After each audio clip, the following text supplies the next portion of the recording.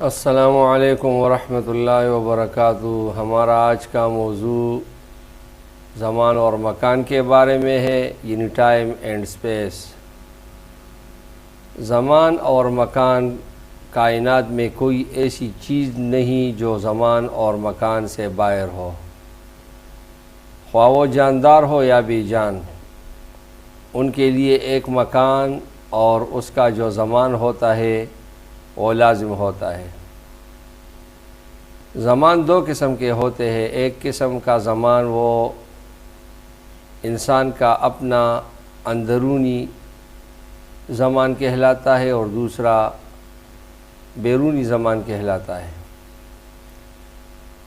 ہر جاندار کا ایک اپنا وقت ہوتا ہے آسان الفاظ میں، اور دوسرا اس کا کائناتی وقت ہوتا ہے۔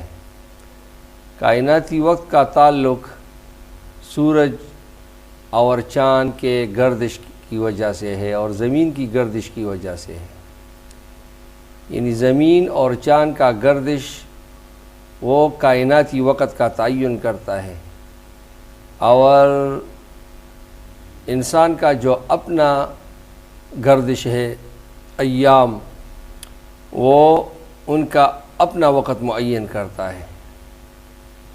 ہم اور آپ جانتے ہیں کہ انسانی زندگی کے لیے یا جانداروں کے لیے آکسیجن لازم و ملزوم ہے۔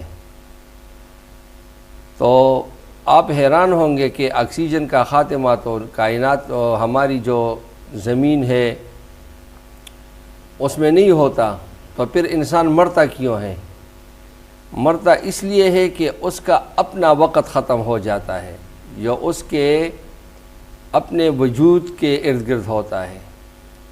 میں نے پہلے آپ کو بتایا کہ ہر جاندار اور بے جان، ان کے لیے ایک اپنا وقت ہوتا ہے۔ وہ وقت پورا ہوتے ہی وہ جاندار ہو یا بے جان وہ مر جاتا ہے۔ اسی طرح کائنات کا اپنا وقت ہے۔ جب کائنات کا وقت پورا ہوگا تو قیامت برپا ہوگی۔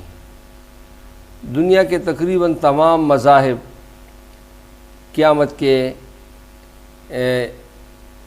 آنے کا اقرار کرتے ہیں، اور بہت کم ایسے لوگ ہیں جو قیامت سے انکار کرتے ہیں۔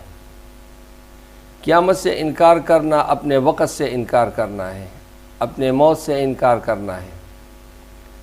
تو جس طرح یہ وقت ہر جاندار کے لیے لازم ہے، اسی طرح ہر جاندار کے لیے اسپیس میں اتنا جگہ لازم ہے کہ وہ اس کے ارد گرد اور اس کے اندر ہو، اس کا احاطہ کیے ہوئے ہو۔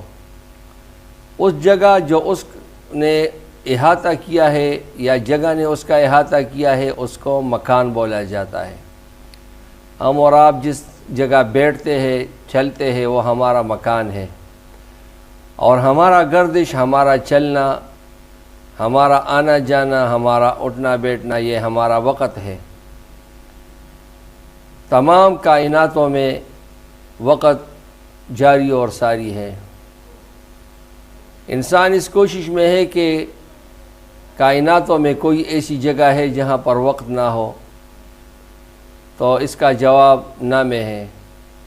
تمام کائناتوں میں وقت موجود ہے، اور ان کائناتوں کے جو گردش ہے ہوتی ہے، ان میں جو سیارے ہوتے ہیں، ستارے ہوتے ہیں، ان کے جو وقت ہوتی ہے، ان کے گردش اور ان کے جو ذیلی ستارے ہوتے ہیں یا ذیلی سیارے ہوتے ہیں، ان کے گردشوں کی وجہ سے اس وقت کا تعین کیا جاتا ہے۔ ہماری اپنی نظام شمسی میں بعض سیاروں کے سال جو ہے وہ ہمارے یہاں زمین کے 2 سالوں کے برابر ہے۔ ان کے گردش کا دورانیہ زیادہ ہوتا ہے، اس لیے ان کا سال بھی بڑا ہوتا ہے۔ ہماری زمین کی سال جو ہے وہ 360 یا 365 دنوں پر مشتمل ہے، اور یہ ان کے گردش ہے سورج کے گرد ہماری زمین کا۔ اللہ تعالی ہمیں اور آپ کو سمجھنے سیکھنے کی توفیق عطا فرمائے۔ والسلام علیکم ورحمۃ اللہ وبرکاتہ۔